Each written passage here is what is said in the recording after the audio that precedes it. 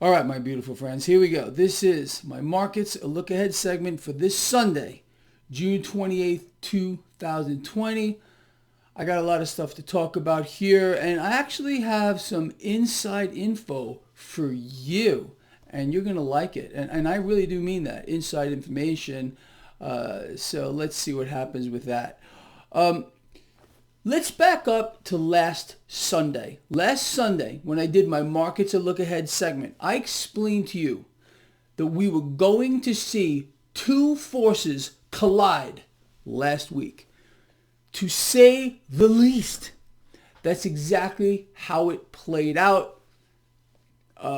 Fear and greed run this market. It's very emotional. It really is. It's emotionally driven. The market, in many ways, is a living entity because it's the collective consciousness of every single participant. You understand?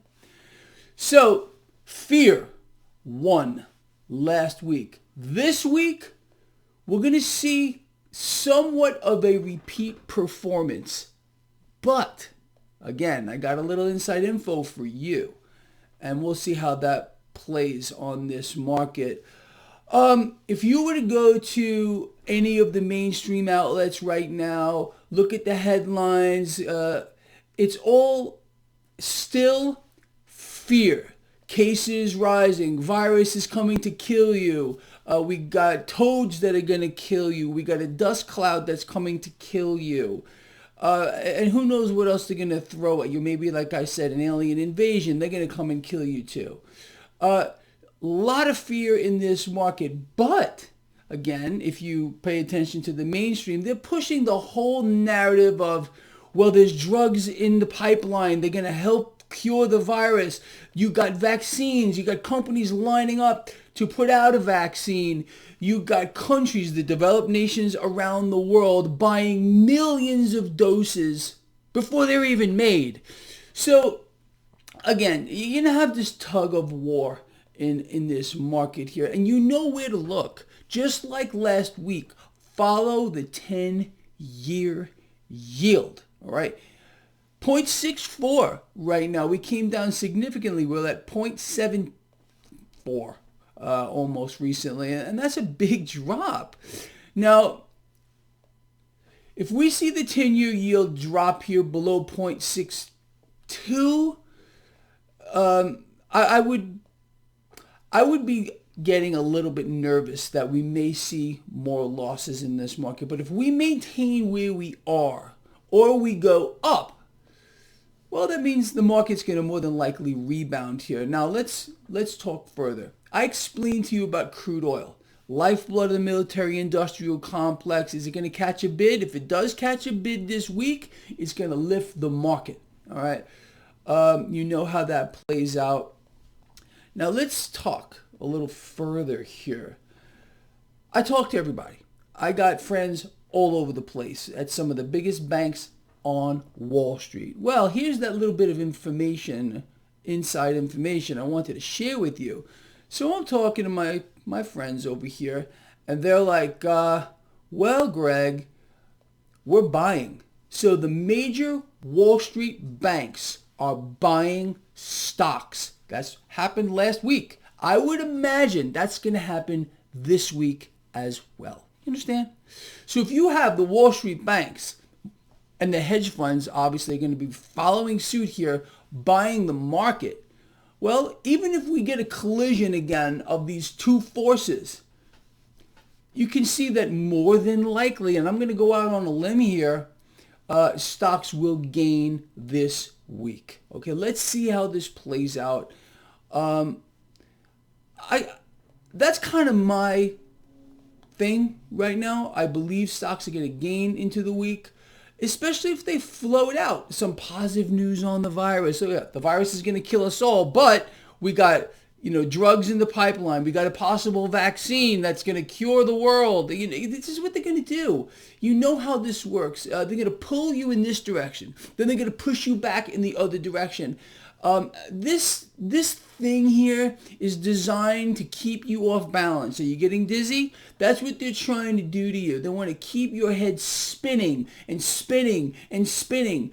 That's just the way the mechanism or the machine works. And this is a machine. It's designed to twist your mind. It's a psyop on a grand scale. It's a distraction as well. Look at this. Don't pay attention to everything else that's going on. It's all about the virus or a cure for the virus. There's something else going on here that is very deep and very, very ugly. But I think if you follow this blog, you are more than aware of how that whole mechanism works. It's twisted. It's absolutely twisted. And I'm going to tell you this too.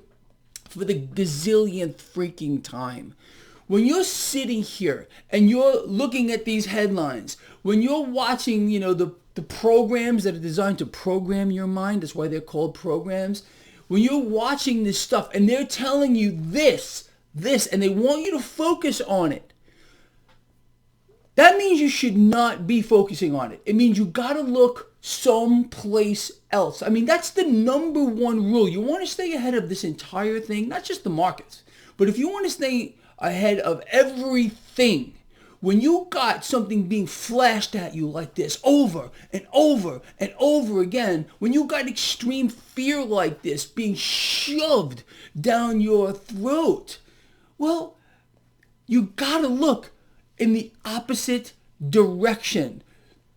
And also understand, if they're doing this, and this is all by design, I mean, is it any secret that all of the mainstream media programs, whether it's an article you're reading, a headline, or these shows, if they're all telling you the same things at the same time, well, where are they getting that information? It's all the same script. They're all following the same narrative. That should tell you something as well. You understand? All right, look. So with that said, I think I laid out a good case here for this market.